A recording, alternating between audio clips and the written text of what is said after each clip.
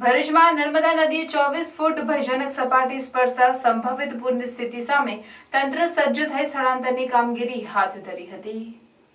નર્મદા નદીમાં સંભવિત પૂરના પગલે પાલિકા દ્વારા ગોલ્ડન બ્રિજ ઝૂંપડપટ્ટીમાંથી 200 થી વધુ લોકોનું સ્થળાંતર કરી વિવિધ રેસ્ક્યુ સેન્ટર ખાતે તેઓની રહેવા જમવાની વ્યવસ્થા કરવામાં આવી હતી। ભરૂચ પાલિકા પ્રમુખ વિભૂતિ યાદવ, કારોબારી chairman Hemendra Prajapati, PWD chairman Bhavin Patel સહિતના પાલિકા હોદ્દેદારો અને કર્મચારીઓએ અસરગ્રસ્ત વિસ્તારની મુલાકાત લઈ તેઓ માટેની તમામ જરૂરી વ્યવસ્થા કરવામાં આવી।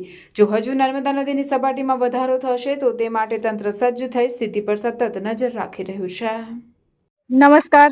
ઉપરવાસમાં ભારે વરસાદ હોવાના કારણે ગઈકાલથી નર્મદા નદીમાં પાણી છોડવામાં આવી રહ્યું છે।